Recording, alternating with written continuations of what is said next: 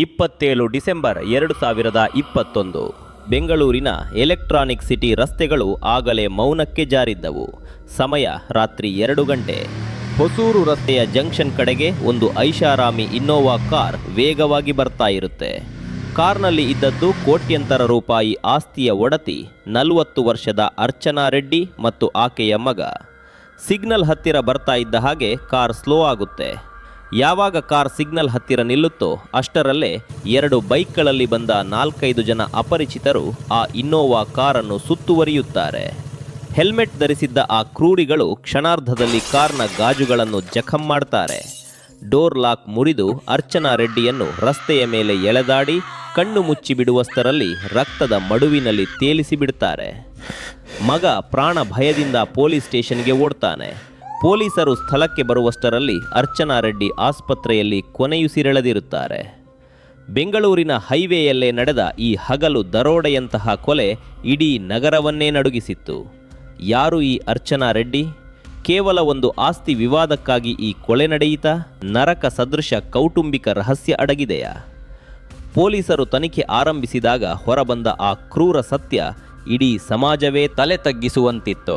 ನಮಸ್ಕಾರ ವೀಕ್ಷಕರೇ, ಇವತ್ತಿನ ಈ ರಕ್ತಸಿಕ್ತ ಅಧ್ಯಾಯದ ಮುಖವಾಡ ಕಳಚುವ ಮುನ್ನ ಚಾನಲ್ಗೆ ಸಬ್ಸ್ಕ್ರೈಬ್ ಆಗೋದನ್ನು ಮರಿಬೇಡಿ.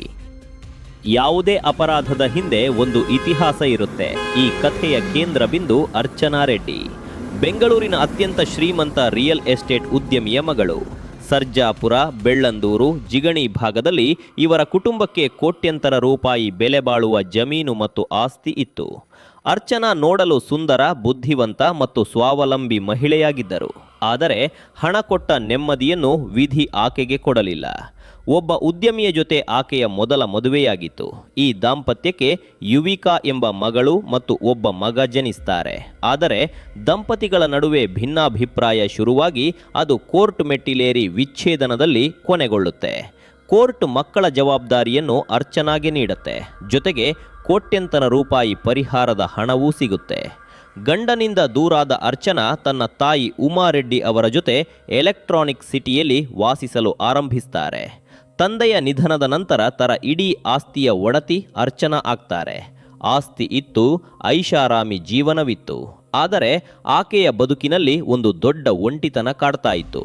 ಇದೇ ಒಂಟಿತನ ಆಕೆಯ ಬದುಕಿನ ದೊಡ್ಡ ದುರಂತಕ್ಕೆ ಮುನ್ನುಡಿಯಾಗುತ್ತೆ. ಒಂದು ದಿನ ಅರ್ಚನಾ ತನ್ನ ಮಗನ ಜೊತೆ HSR ಲೇಔಟ್ನ ಸೂಪರ್ ಮಾರ್ಕೆಟ್ಗೆ ಹೋಗಿದ್ದಾಗ ಅಲ್ಲಿ ಹೊಸದಾಗಿ ಆರಂಭವಾಗಿದ್ದ ಹೈಫೈ ಜಿಮ್ ಒಂದನ್ನು ನೋಡ್ತಾರೆ. ಅಲ್ಲಿ ಆಕೆಗೆ ಪರಿಚಯವಾಗುವುದೇ ನವೀನ್ ಕುಮಾರ್, 32 ವರ್ಷದ ಅತ್ಯಂತ ಹ್ಯಾಂಡ್ಸಮ್ ಮತ್ತು ಫಿಟ್ ಆಗಿದ್ದ ಜಿಮ್ ಟ್ರೈನರ್. ಒಂಟಿಯಾಗಿದ್ದ ಅರ್ಚನಾಗೆ ನವೀನ್ ಮಾತುಗಳು ಹೊಸ ಭರವಸೆ ಮೂಡಿಸುತ್ತವೆ. ಜಿಮ್ ವರ್ಕೌಟ್ ನೆಪದಲ್ಲಿ ಶುರುವಾದ ಇವರ ಸ್ನೇಹ ಕಾಫಿ ಡೇಟಿಂಗ್ ವರೆಗೆ ಬೆಳೆಯುತ್ತೆ. ನವೀನ್ ತಾನು ತುಂಬಾ ಬಡ ಕುಟುಂಬದಿಂದ ಬಂದವನು ಎಂದು ಹೇಳಿ ಅರ್ಚನಾಳ ಭಾವನೆಗಳ ಜೊತೆ ಆಟವಾಡಲು ಶುರು ಮಾಡ್ತಾನೆ. 40 ವರ್ಷದ ಅರ್ಚನಾಗೆ ನವೀನ್ ಆಸರೆಯಾಗಿ ಕಾಣಿಸ್ತಾನೆ. ಇದೇ ಸಮಯದಲ್ಲಿ ಅರ್ಚನಾಳ ತಾಯಿ ಉಮಾರೆಡ್ಡಿ ಅನಾರೋಗ್ಯದಿಂದ ತೀರಿಕೊಳ್ತಾರೆ. ತಾಯಿಯ ಸಾವಿನಿಂದ ಅರ್ಚನಾ ಸಂಪೂರ್ಣವಾಗಿ ಒಂಟಿಯಾಗ್ತಾಳೆ, ಖಿನ್ನತೆಗೆ ಜಾರ್ತಾಳೆ. ಇದನ್ನೇ ಕಾಯ್ತಾ ಇದ್ದ ನವೀನ್ ಆಕೆಗೆ ಮತ್ತಷ್ಟು ಹತ್ತಿರವಾಗ್ತಾನೆ. ಕೊನೆಗೆ ಕುಟುಂಬದವರ ವಿರೋಧದ ನಡುವೆಯೂ 2017ರಲ್ಲಿ ಅರ್ಚನಾ ಮತ್ತು ನವೀನ್ ಒಂದು ದೇವಸ್ಥಾನದಲ್ಲಿ ಅತ್ಯಂತ ಸರಳವಾಗಿ 2ನೇ ಮದುವೆಯಾಗ್ತಾರೆ. ಮದುವೆಯಾದ ಹೊಸದ್ರಲ್ಲಿ ಎಲ್ಲವೂ ಚೆನ್ನಾಗಿಯೇ ಇತ್ತು. ಅರ್ಚನಾಳ ಕೋಟ್ಯಂತರ ರೂಪಾಯಿ ಆಸ್ತಿಯ ವ್ಯವಹಾರಗಳನ್ನು ನವೀನ್ ನೋಡಿಕೊಳ್ಳಲು ಶುರು ಮಾಡ್ತಾನೆ. ಅರ್ಚನಾಳ ದುಡ್ಡಿನಲ್ಲೇ ಹೂಸೂರು ರಸ್ತೆಯಲ್ಲಿ ಫಿಟ್ ಬೈ ಫಿಟ್ನೆಸ್ ಎಂಬ ದೊಡ್ಡ ಜಿಮ್ ಸ್ಟುಡಿಯೋವನ್ನು ಕೂಡ ಓಪನ್ ಮಾಡ್ತಾನೆ. ಆದರೆ ಯಾರನ್ನು ಅರ್ಚನಾ ನಂಬಿದ್ದಳೋ ಆತನ ಕಣ್ಣು ಇದ್ದದ್ದು ಕೇವಲ ಅರ್ಚನಾಳ ಆಸ್ತಿ ಮತ್ತು ಹಣದ ಮೇಲೆ ಮಾತ್ರ. ನವೀನ್ಗೆ ಪ್ರತಿ ತಿಂಗಳು ಲಕ್ಷಾಂತರ ರೂಪಾಯಿ ಪಾಕೆಟ್ ಮನಿ ಸಿಗ್ತಾ ಇತ್ತು. ಐಷಾರಾಮಿ ಕಾರುಗಳು, ದುಬಾರಿ ಲೈಫ್ ಸ್ಟೈಲ್ ಸಿಕ್ಕ ತಕ್ಷಣ ನವೀನ್ನನ ನಿಜವಾದ ಕ್ರೂರ ಮುಖವಾಡ ನಿಧಾನವಾಗಿ ಹೊರಬರಲು ಆರಂಭಿಸುತ್ತೆ. ಅವನು ಕೇವಲ ಹಣಕ್ಕಾಗಿ ಮಾತ್ರವಲ್ಲ, ಅರ್ಚನಾಳ ಮನೆಯಲ್ಲಿದ್ದ ಮತ್ತೊಂದು ಜೀವದ ಮೇಲೆ ಕಣ್ಣು ಹಾಕ್ತಾನೆ. ಇಲ್ಲೇ ಕಣ್ಣು ಹಾಕ್ತಾನೆ. ಆ ವಿಕೃತ ಕಣ್ಣು ಯಾರ ಮೇಲೆ ಬಿತ್ತು ಗೊತ್ತಾ? ಕತೆಯನ್ನು ಮತ್ತೆ ಆ ರಕ್ತಸಿಕ್ತ ರಾತ್ರಿಗೆ ಕೊಂಡೊಯ್ಯೋಣ.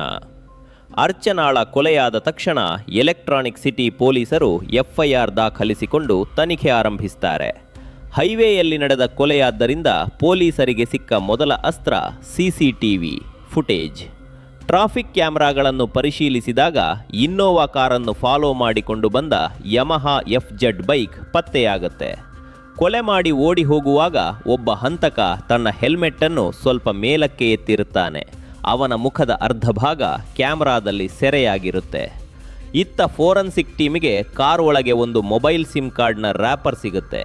ಪೊಲೀಸರು ಅರ್ಚನಾಳ ಮೊಬೈಲ್ ಲೊಕೇಶನ್ ಟ್ರ್ಯಾಕ್ ಮಾಡಿದಾಗ ಕೊಲೆಯಾದ ಜಾಗದ ಆಸುಪಾಸಿನಲ್ಲೇ ಮತ್ತೊಂದು ಮೊಬೈಲ್ ನಂಬರ್ ನಿರಂತರವಾಗಿ ಆಕ್ಟಿವ್ ಇರುವುದು ಪತ್ತೆಯಾಗುತ್ತೆ. ಆ ನಂಬರ್ ಬೇರೆ ಯಾರದ್ದೂ ಆಗಿರಲಿಲ್ಲ. ಅದು ಅರ್ಚನಾಳ ಎರಡನೇ ಗಂಡ ನವೀನ್ ಕುಮಾರ್ನದ್ದಾಗಿತ್ತು. ಪೊಲೀಸರಿಗೆ ಅನುಮಾನ ಬಲವಾಗುತ್ತೆ. ಪೊಲೀಸರು ನವೀನ್ನ ಜಿಮ್ ಸಿಬ್ಬಂದಿ ಸಂತೋಷ್ ಮತ್ತು ಇತರರನ್ನು ವಶಕ್ಕೆ ಪಡೆದು ವಿಚಾರಣೆ ನಡೆಸಿದಾಗ ಇಡೀ ಪ್ರಕರಣಕ್ಕೆ ಬಿಗ್ ಟ್ವಿಸ್ಟ್ ಸಿಗುತ್ತೆ.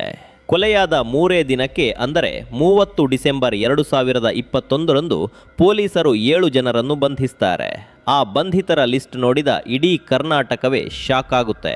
ಯಾಕಂದರೆ ಆ ಲಿಸ್ಟ್ನಲ್ಲಿ ಮೊದಲನೇ ಆರೋಪಿ ಗಂಡ ನವೀನ್ ಕುಮಾರ್ ಆದರೆ ಮತ್ತೊಬ್ಬ ಪ್ರಮುಖ ಆರೋಪಿ ಅರ್ಚನಾ ರೆಡ್ಡಿಯ ಸ್ವಂತ ಮಗಳು ಯುವಿಕಾ.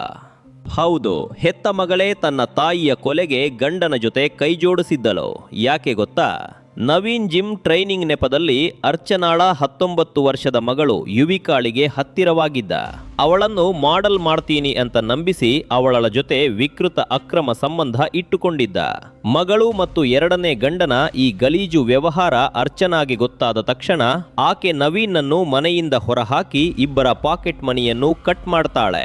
ಇದರಿಂದ ಕೋಪಗೊಂಡ ಮಗಳು ಯುವಿಕಾ ತನ್ನ ತಾಯಿಯನ್ನು ಬಿಟ್ಟು ನವೀನ್ ಜೊತೆ ಹೋಟೆಲ್ನಲ್ಲಿ ಲಿವ್ ಇನ್ ರಿಲೇಶನ್ಶಿಪ್ನಲ್ಲಿ ಇರಲು ಶುರು ಮಾಡ್ತಾಳೆ. ಇಬ್ಬರಿಗೂ ಹಣದ ಹಪಾಹಪಿ ಇತ್ತು. ಅರ್ಚನಾ ಬದುಕಿದ್ದರೆ ಆಸ್ತಿ ಸಿಗಲ್ಲ, ಮಗನಿಗೆ 18 ವರ್ಷ ತುಂಬಿದರೆ ಕಾನೂನುಬದ್ಧವಾಗಿ ಆಸ್ತಿ ಮಗನ ಪಾಲಾಗುತ್ತೆ ಅಂತ ಗೊತ್ತಾದ ತಕ್ಷಣ ಇಬ್ಬರೂ ಸೇರಿ ಸುಪಾರಿ ಹಂತಕರ ಮೂಲಕ ಅರ್ಚನಾಳನ್ನು ಅತ್ಯಂತ ಕ್ರೂರವಾಗಿ ಮುಗಿಸಿಬಿಡ್ತಾರೆ. ಅಷ್ಟೇ ಅಲ್ಲ, ಮುಂದಿನ ದಿನಗಳಲ್ಲಿ ಅರ್ಚನಾಳ ಮಗನನ್ನು ಕೂಡ ಮುಗಿಸಲು ಇವರು ಸ್ಕೆಚ್ ಹಾಕಿದ್ದರು. ನಂಬಿದ ಗಂಡ ಹೆತ್ತ ಮಗಳೇ ಕೇವಲ ಹಣ ಮತ್ತು ವಿಕೃತ ಕಾಮಕ್ಕಾಗಿ ಆಸ್ತಿಯ ಒಡತಿಯನ್ನು ರಸ್ತೆಯಲ್ಲೇ ಹೆಣವಾಗಿಸಿದ ಕ್ರೂರ ಕಥೆ ಇದು. ಸದ್ಯಕ್ಕೆ ಆರೋಪಿಗಳು ಜೈಲಿನ ಕಂಬಿ ಎಣಿಸುತ್ತಿದ್ದಾರೆ. ಹಣದ ಹಪಾಹಪಿ ಮನುಷ್ಯನನ್ನು ಎಷ್ಟು ಕ್ರೂರವಾಗಿಸುತ್ತೆ ಅನ್ನೋದಕ್ಕೆ ಈ ಕೇಸ್ ಒಂದು ಸಾಕ್ಷಿ. ಈ ವಿಕೃತ ಘಟನೆಯ ಬಗ್ಗೆ ನಿಮ್ಮ ಅಭಿಪ್ರಾಯವೇನು ಅನ್ನೋದನ್ನು ದಯವಿಟ್ಟು ಕಮೆಂಟ್ ಮಾಡಿ ತಿಳಿಸಿ. ವಿಡಿಯೋ ಇಷ್ಟವಾಗಿದ್ದರೆ ಲೈಕ್ ಮಾಡಿ, ಶೇರ್ ಮಾಡಿ ಮತ್ತು ನಮ್ಮ ಚಾನಲ್ಗೆ ತಪ್ಪದೆ ಸಬ್ಸ್ಕ್ರೈಬ್ ಆಗಿ. ಮತ್ತೊಂದು ರೋಮಾಂಚನಕಾರಿ ಅಪರಾಧ ಲೋಕದ ಕಥೆಯೊಂದಿಗೆ ಸಿಗೋಣ. ಧನ್ಯವಾದಗಳು.